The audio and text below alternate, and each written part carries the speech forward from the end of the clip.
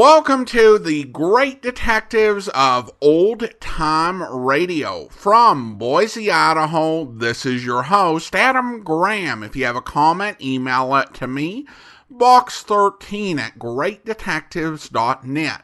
Follow us on Twitter at Radio Detectives and check us out on Instagram, instagram.com/greatdetectives. If you are enjoying this podcast, you can follow us using your favorite podcast software. Today's program is brought to you in part by the financial support of our listeners. You can support the show on a one-time basis by mailing a donation to Adam Graham, P.O. Box 15913. That's 15913. Boise, Idaho, 83715. And you can also become one of our ongoing Patreon supporters for as little as $2 per month. Just go over to patreon.greatdetectives.net. Well, now it is time for this week's episode of Tales of the Texas Rangers. The original air date, June 8th, 1952, and the title is Illegal Entry.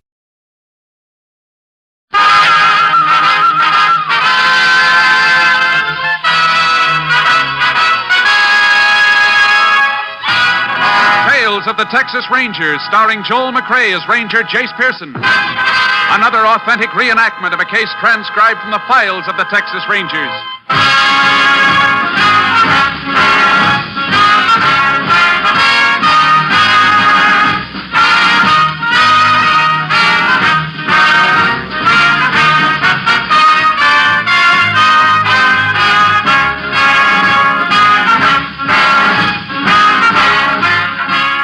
Names, dates, and places in the following story are fictitious for obvious reasons. The events themselves are a matter of record.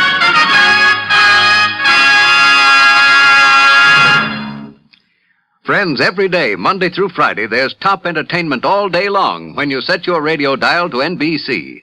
Listen for Double or Nothing and you'll hear one of radio's funniest quiz shows. Walter O'Keefe consistently comes up with great comedy entertainment Monday through Friday on Double or Nothing. Listen and you'll agree. And then there's the program with a heart, Strike It Rich. The grand entertainment that Warren Hull brings you every day on Strike It Rich is just what the doctor ordered if you suffer from the housework blues. And from Chicago, Tommy Bartlett brings you Welcome Travelers, interviews with the many interesting guests who each day pass through the Windy City. And for more fun, listen for Bob and Ray, those two zany comics. Then, of course, there's Music and Charm with Dave Garroway. So remember, every day, Monday through Friday, chase your blues away with the wonderful daytime programs on this station of the NBC Radio Network. Now here's today's Tales of the Texas Rangers.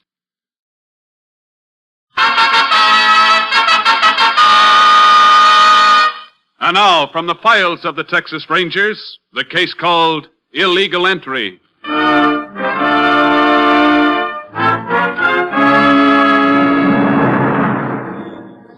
It is 10:30 on a night late in August, 1940. In the southwest Texas town of El Corso near the border, the streets of the Mexican section are dark and quiet. A man stands smoking a cigarette in a doorway on one of the darker streets. When he hears steps approaching, he throws his cigarette away. Hey, senor. Si? I want to ask you something. Si? What is it? You know some people named Gomez live on this street? Senor, on this street there are maybe 10 Gomez families. Which one you mean? They're supposed to live at number 624. I couldn't find the house. Well, this is no surprise. The house numbers, they go only to 500. This can't be. Here, look, it's written on this piece of paper, 624. It's too dark. I cannot see the paper. Can you see this knife? Guide. You make one move, you never move again. What do you want? Your money, give it to me, all of it. I got no money. Give it to me. I say I got no money. If I got money, you're not going to get it. Oh, you dirty... I'll kill you. Give me that knife. See, I give it to you. My arm. I'll kill you. Help! Help! Shut up. Help, thief! Come back here! Stop him! Stop this thief! Where is he going? There he goes around the corner!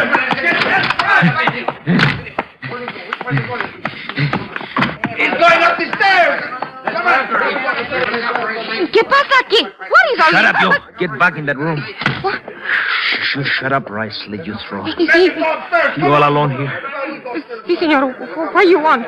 Where's the door, Lito? Out the back. Come on. We go out. No, senora. You want me to use this knife on you? Senora. Come on, I say.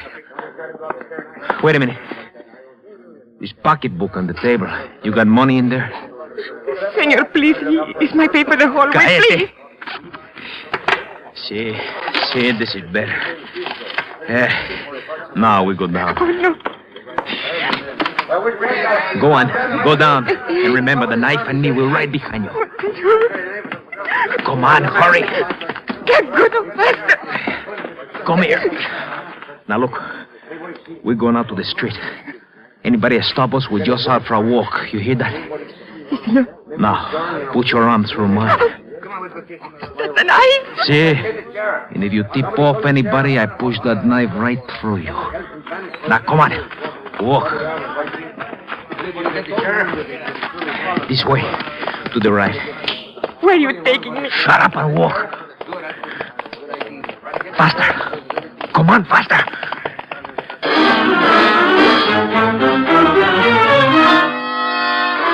The people searching for the fugitive became suspicious when they saw a light on the Maria Santos front door and failed to receive an answer to their knocking.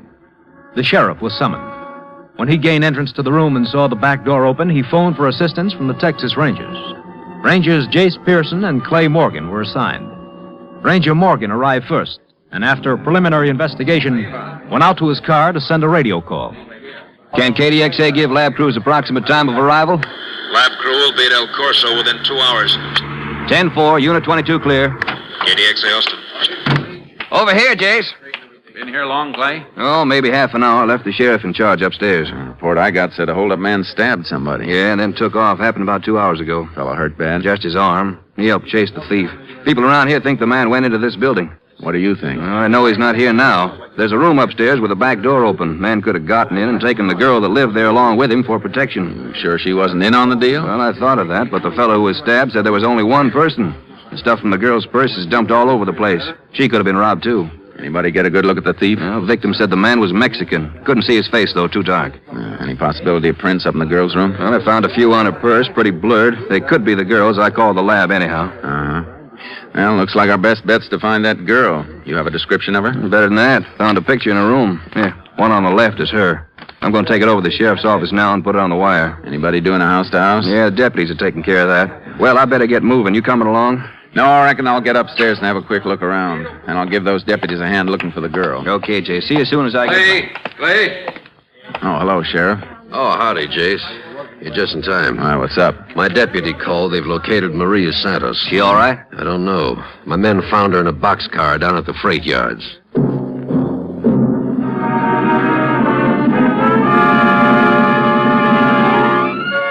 When we arrived at the freight depot, we saw attendants carrying Maria Santos on a stretcher toward an ambulance. She'd been badly beaten, but she was still conscious.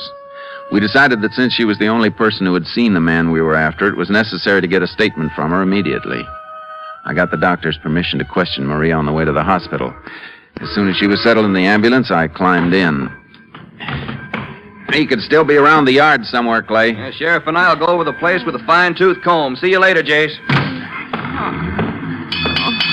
I'm Ranger Pearson, Miss Santos. Oh, did you find him yet? No. That's why I'd like to ask you a few questions. Will it hurt you too much to talk? I can talk, senor. It's only that... Oh, my side. Did he stab you? But when we walked to the freight yards, he held a knife at my side and he kept sticking me. You get a good look at his face? Oh, si, senor.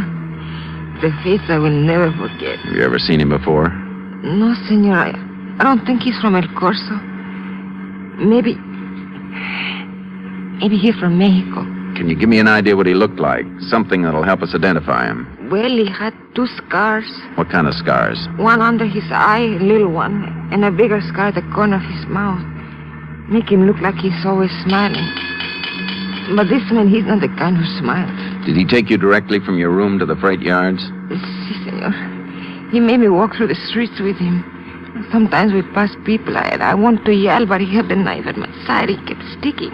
What happened when you got to the freight yards? Well, we walked and we keep on walking. I was tired, but he wouldn't let me stop. Then I heard the jeep cry.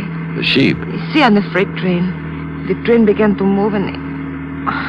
all of a sudden, this man, he get excited. He make me run over to a boxcar that stand by itself. Was that when he hit you? I think so. It's hard to remember now. Did you see where he ran after he hit you? No, senor. The last thing I remember, I see his face. His mouth that looked like it was smiling. And you don't have any idea if he ran toward that moving train? No.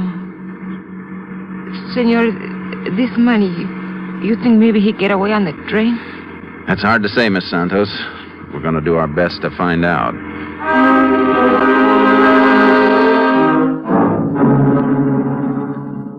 As soon as we reached the hospital, I got a ride back to the freight yards. Our man had not been found. I figured it was more than an even chance he had escaped on the freight train Maria described. I checked with the trainmaster. He informed me that a train carrying sheep had left several hours before. It was a slow freight due in Lubbock at noon the next day. I picked up Clay and we headed north on the highway which paralleled the railroad tracks. Ought to be catching up with the train pretty soon, Jace. Uh-huh. What do you figure on doing when we come alongside? Not much we can do till it's light. I was thinking about that. If we try to stop the train now, he might get away in the dark, but it won't be light for over an hour. Yeah, no. Hey, bet that's it up ahead. Aren't those caboose lights? Looks like him. She's not moving very fast. Gives you a funny feeling knowing our man might be riding that baby. Wish we could be sure, though. I got a hunch he had a train getaway in mind when he took the girl down to the freight yards in El Corso. What are we going to do, drive alongside the train till daylight? That's too risky. If he is aboard and happens to spot us, he'll get suspicious and skip. Be better if we stop someplace up ahead and wait for him. You got any ideas? Not yet. Get the map out of the glove compartment, will you, Clay? Yeah. What do you want to know? See if you can locate the next station the train's due to pass through. Let's see. Yeah, nearest town from here would be Hamlet, about 12 miles up ahead. 12 miles. That won't give us too much time. Anything north of that? Not for 40 miles. Well, then it'll have to be Hamlet. What do you have in mind? We'll need some advice about the best place to have the train stopped. We've got to get word to the engineer and warn him what's going to happen. Unit 10 to KTXA. KTXA to Unit 10. Go ahead, Unit 10. This unit now alongside northbound freight train number 24, positioned 12 miles south of Hamlet. Believe man who committed El Corso holdup aboard train. Can KTXA relay message immediately to Railroad Operations Chief? Can do. What is the message, Unit 10? In order to make search of train as early as possible after daylight, this unit requests that engineers stop train at some suitable point north of Hamlet, Texas. Suggest unpopulated open area to be selected to reduce chance of fugitives' escape. 10-4. This unit will check with Hamlet station master to learn if message was received in time for him to deliver it to train. 10-4. Unit 10, clear.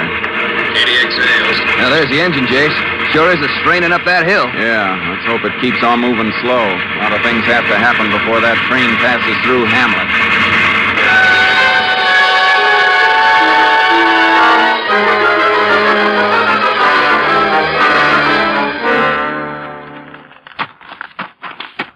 The door must be around the other side. Yeah, sounds like the station master's doing some typing.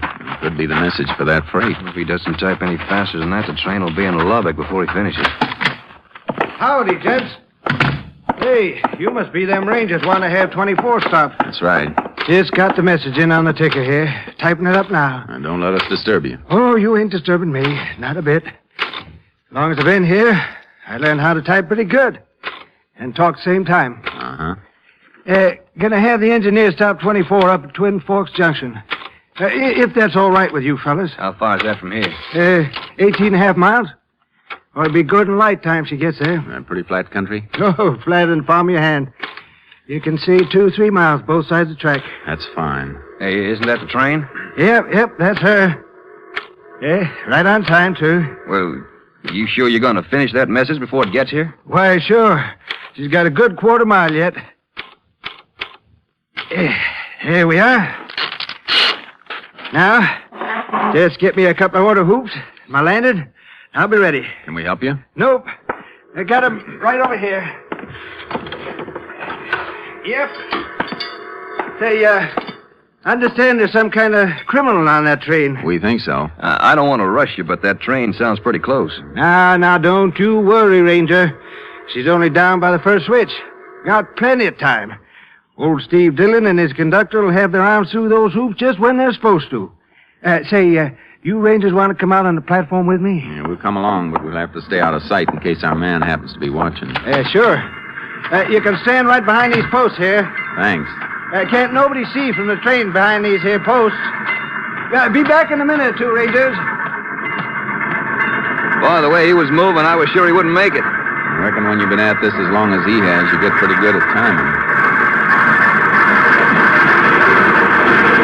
Howdy, Steve! Engineer got the one hoop. Yeah, keep your eyes open, Clay. Maybe we'll spot somebody aboard. Not if he'll poke his nose out now. Probably sleeping. Maybe so. Mostly sheep cars. Not likely he's in one of those. It's hard to say. There's enough others for him to hide in. Clever, John! Well, he got the message, Rangers. Reckon the rest is up to you. Thanks. Come on, Clay. Let's go meet a train.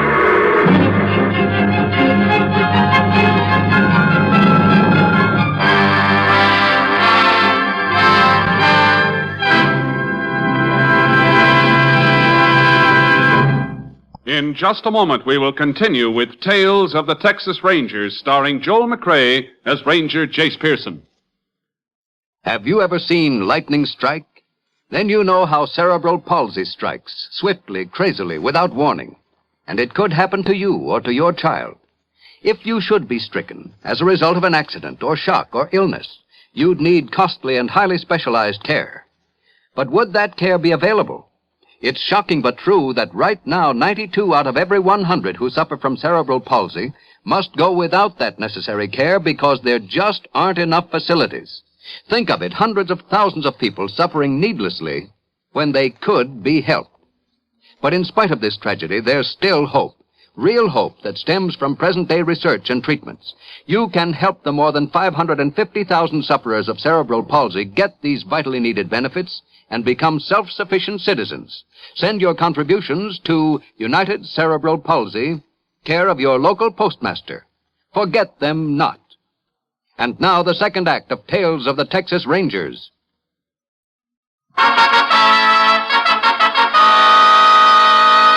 We continue now with Tales of the Texas Rangers and our authentic story, Illegal Entry.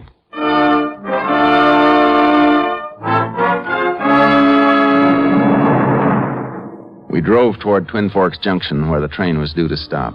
On the way, we radioed headquarters and asked for some officers from the nearest town to assist us. 4 of them were waiting when we arrived just past daybreak at the junction.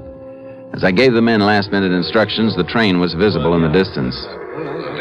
We don't have much time, men, so we better get moving. Constable, you take a man and head down the track. Work from the caboose forward as soon as the train stops. Right, Jace. You other 2 men cross the track. When the train stops, split up and work from the middle toward both ends. Okay. If you spot him, sing out. Yeah. Reckon we better get the rifles, Jace, just in case he makes a break across that flatland. Yeah. Sure hope he hasn't jumped off somewhere along the line. If he got on, I don't think he jumped. He doesn't know we're on his trail. I guess you're right, it's Ed. He'd be anxious to get as far as he could from El Corso. Hey, here she comes. We better get over and signal the engineer exactly where we want him to stop. Seems like he's going pretty fast. Reckon that old station master got the message mixed up? I don't think so. He's starting to slow down now. Yeah.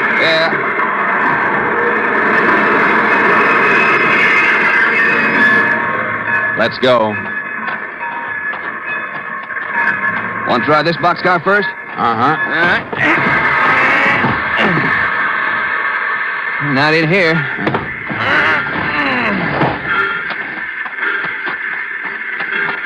Next one's a sheep car. Probably won't find him in there. And we just check to make sure if he...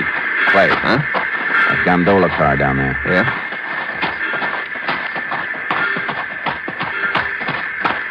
See? Somebody poked his head over the side, just for a second. Come on, we know you're in there. Come on out. Sure you saw? Hold this rifle. I'm going up and get him. Right. I'll keep it covered, Jace. But watch yourself. Okay, you. Come on, get up and get out of that corner. I said come on. Drop that knife. Let me go. Let me go. I said drop that knife. That's better. Now I'll take it. My shoulder. Come on, get out of this car. Move. Okay, up over the side. All right. You all right, Jace? Yeah. What you want from me? I didn't do nothing. Yeah, looks like the boy we want, Jace. Uh-huh. Those 2 scars on his face, check with the description. Tell the engineer to go ahead, Clay. Sure. Okay, we've got him. What's your name? I didn't do nothing. What do you want me for? What's your name? Jose Lagura. You're under arrest, Jose. ¿Por qué? For robbery, assault, and kidnapping. Come on. I don't go nowhere. You hear? Grab him, Jace. Grab him. Yeah. You don't get me. Put the cuffs on him, Clay. Yeah. You got the wrong man, senor. I didn't do nothing. Maybe not. A couple of people saw you last night. Could be you'll change your tune when they see you again. Come on.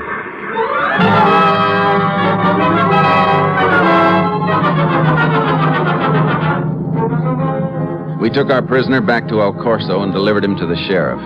For 2 hours, Jose denied all charges against him. At noon, the sheriff had him taken back to his cell. We phoned the hospital and learned that Maria Santos and Felipe Rivera, the man who had been stabbed, were both well enough to come down and make an identification. I picked up the 2 witnesses, and at 1 o'clock, we walked along the courthouse corridor. Senor, you're sure when I see this man, he will not hurt me? There's not much chance of that, miss. He scares me. Just to remember him is enough to make my backbone cold. I'd like to have him alone for 5 minutes. Only 5 minutes. He is a bad one, this man. Yeah? Just go right in. Gracias, senor. Well, that's what we wanted to know. You have a record of the girl's name? Yeah, I'll hold on. Getting some interesting dope on our board, Jace. Good. You remember Miss Santos and Mr. Rivera? Sure. Both of you feeling better today? Oh, si, senor. Much better. Si, senor. The sheriff in the next room? Uh-huh, doing some paperwork. You folks make yourselves comfortable. I'll be right back. I got the witnesses outside, Sheriff. Yeah, fine, Jace. I'll phone upstairs and have my deputy bring Jose down. I'll be in there as soon as I finish this report. Okay, Take your time. So long. Come here a second, Jace. Uh-huh. Seems Jose is quite a record, here and in Mexico. What's he been up for here? Petty theft. Came over on a labor contract about 15 months ago. Got a 60-day sentence after he'd been here a month. He's deported as soon as he was released from jail. How about in Mexico? He's wanted there for armed robbery. Could be why he didn't head back over the border after last night. There might be another reason. What's that? A girl by the name of Lupe Alvarez. How does she fit in? Jose used to go with her. At his trial, he told the judge he stole the money so he could marry her. Howdy, folks. Reckon you can identify the man who roughed you up last night? I know see him, senor, but if I hear his voice... I will know his face. It's hard to forget. Yeah. I should have been down here by now. I better go see what's holding up the works. Remember now, when he comes in, you don't have to say anything till he's out of the room again. Just take a good look at him. You will ask him to talk, senor? Sure, we'll have him talk. I'm still afraid, senor. Now, you don't have to worry about a thing, Miss Santos. Hey! What's that? Sounds like the sheriff's calling us. Come on. Yeah. Hey! Wait! Where are you, Sheriff? Up here on the steps. Right up here. Holy, it's the deputy. What happened, Sheriff? He's been slugged and his gun's gone. Jose's gotten away. We sent out an all-points bulletin on Jose. Then we started combing the town for him. He had disappeared without leaving a trace. We decided that Lupe Alvarez, the girl whose name appeared on Jose's record, might possibly give us a lead. Following day, we checked her home in Laredo. An aunt told us that Lupe and her family were in North Texas picking cotton. Could be found on a farm outside Middle River. On the afternoon of the next day, we arrived at the farm. Lupe was out in the fields, but the foreman pointed out her mother, lugging a sack of cotton toward the scales. Sí, I am Rosa Alvarez. You excuse, I'm so out of breath, but it's hard work to carry the cotton. We'd like to talk to you about your daughter, Mrs. Alvarez. Oh, Lupe? Lupe has done nothing, senorita. We know that. We're trying to find a friend of hers, Jose Lagura. Oh, this one. He is no friend of Lupe. Didn't you used to go with him? No, senor. Oh, once Lupe, she go out with Jose. Oh, but she do not like him. Jose, he's crazy for her. He run after her. He make Lupe afraid. He's a bad one, this Jose. Has Lupe heard from him recently? No, senor. Lupe, she does not even know he's back from Mexico. How'd you know he was back? Why should I not know, senor? He was here only a few hours ago. What? See, when I bring the load of cotton before this one, Jose, he stand by the scale. He look like crazy man. He see me, he ask me where Lupe is. You tell him? Me tell Jose where Lupe is? No, senor. I lie to him. I say Lupe is in town today. Do you know where Jose went? See, first he tried to borrow money from me. When I say no, he go to Juan, the boy who drive one of the trucks to the cotton gin. He asked Juan for a ride into town. Did he take him? See, Juan, he does not like Jose, but he's a nice boy. He take Jose with him. Juan come back yet? No, senor. Many trucks come to the cotton gin. Sometimes Juan have to wait 6 to 8 hours. Maybe he's still there. Thanks. Please, senores, if you find Jose, you will not tell him where Lupe is. He will make trouble for her. Don't worry, Senora. If we find Jose, we're going to see he doesn't make trouble for anybody. Not for a long while. We went to the cotton gin and found Juan, the boy who had driven Jose into town. His truck was in the middle of a line of trucks which moved slowly toward the gin. Juan told us Jose had borrowed $3 from him and gone on into town to get something to eat. He'd asked Juan to wait at the gin, saying he wanted to ride with him back to the farm. We decided our best chance for picking up Jose was to watch Juan's truck. We stood behind an empty wagon near the gin and waited. I don't know, Jace. It's been over an hour. Maybe we'd have done better to cover the town instead of waiting for him here. Maybe, but I think he'll head back here. He wanted to get out to the farm, make another try to see Lupe. He could have walked. Not likely he did. 6 miles out there. He knows he's got a sure ride here with Juan. All the same, I'd feel better if I knew exactly where he was. Don't forget he's got that deputy's gun and Clay. Huh? Walking toward the truck. Yeah. Look at the way he's staggering. Hey, Since he didn't use that $3 for food. Why you Let's sit go. up there like that, huh? Come on, you come have a drink with me, huh? Hey, Juan, you're no good. You work all the time. What's the matter? You work all the time, Juan, huh? Forget about Juan. You can talk to us now. What? No. Stand still, Jose. Get the gun, Clay. Yeah. I got it. How you find the dirty one, he tell you, huh? Come on, Jose. You're a popular boy back in El Corso. We want to get you there fast. No, I don't go. Let's get moving. No, I don't go to El Corso. It'll only be for a little while, Jose. And I think the state will give you a more permanent home.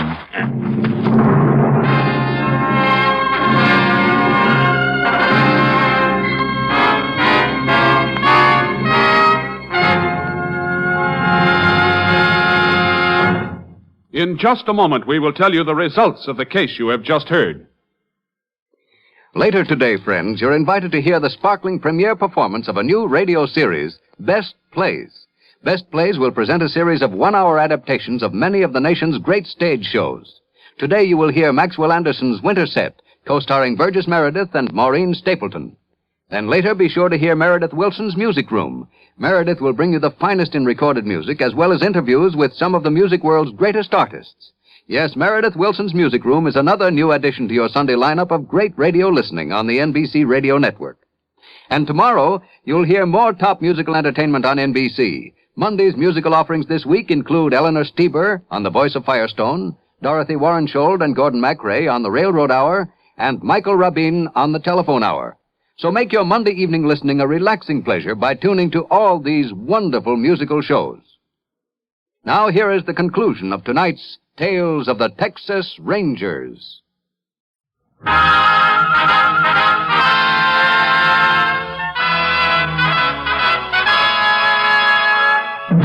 And now, here are the results of the case you have just heard. Jose Laguro was tried and convicted on counts of armed robbery, felonious assault, and kidnapping. He was sentenced to 23 years in the state prison at Richmond, Texas. The Mexican government requested that upon his release, he be sent to Mexico to serve sentence for crimes committed in that country.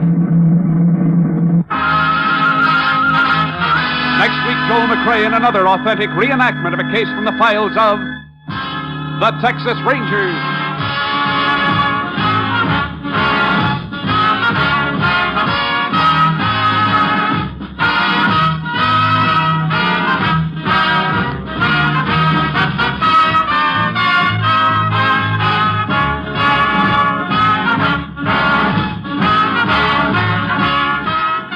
Joel McCrea is currently seen starring in San Francisco Story, a Warner Brothers release. In the cast, you heard Herb Ellis as Ranger Clay Morgan. The role of Jose Lagura was portrayed by Tony Barrett, and Lillian Buyeff was Maria Santos. Jeanette Nolan was heard as Rosa Alvarez. Hal March played the role of the sheriff, and the station master was Jan Arvan. Technical advisor was Captain M.T. Lone Wolf Gonzalez of the Texas Rangers. This story was transcribed and adapted by Charles E. Israel, and the program was produced and directed by Stacy Keith. Hal Gibney speaking.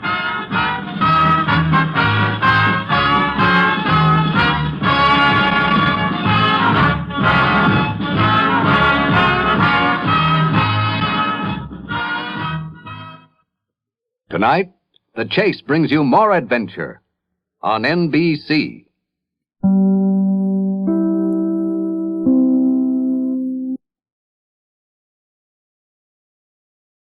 Welcome back. Okay, I will admit that what really fascinated me about this episode was the whole process for stopping and searching a train.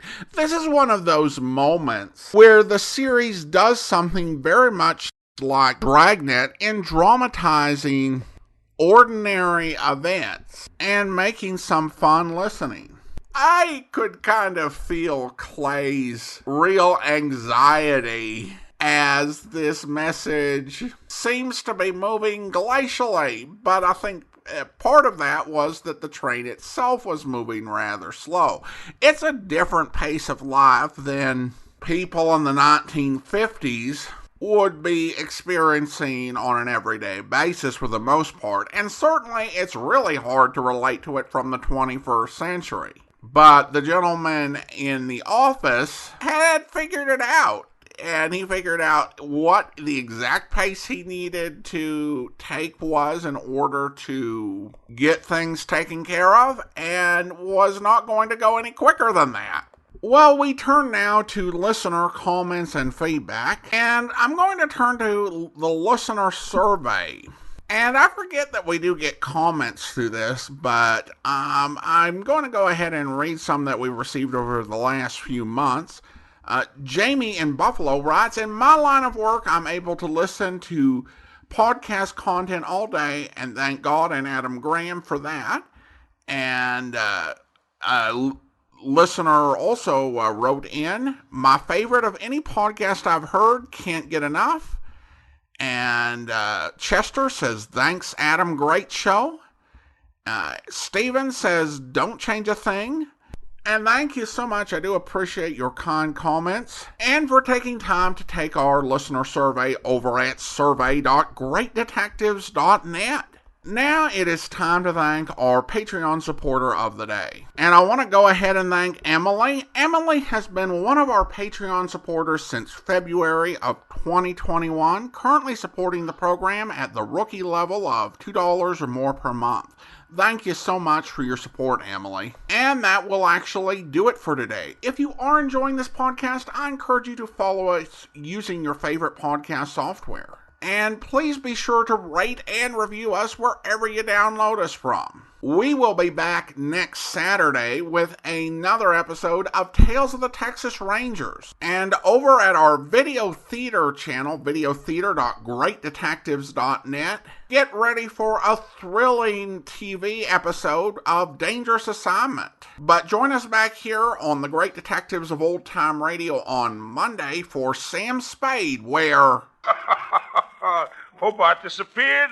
Absurd. Why, you couldn't lose him if you wanted to. He's as wide as a barn door. Yeah, well, Chief Blackcloud seems to think he is missing. Well, now, look here. Are you going to take an Indian's opinion over mine? I might. Well, just because he doesn't show up for an appointment doesn't mean he's disappeared. Why, one day when we were on a cantilever project in New Orleans... Yeah, some other time. If Hobart hasn't disappeared, where would he be? Anywhere in the world. The man's unpredictable. Brilliant engineer, but moody. Oh. Every now and then he goes off alone to scheme up some fantastic thing, like maybe cutting off the Gulf Stream and turning Cuba into an iceberg. I like it. But he always comes back. Disappear? Oh, no, not Hobart. Yeah, well, can you give me his home address? Well, here you are. Try it if you like. But I'm sure he's not there. I called this morning and nobody answered. Honest Injun. I hope you'll be with us then. In the meantime, do send your comments to box13@greatdetectives.net. Follow us on Twitter at Radio Detectives, and check us out on Instagram, instagram.com/greatdetectives. From Boise, Idaho, this is your host, Adam Graham, signing off.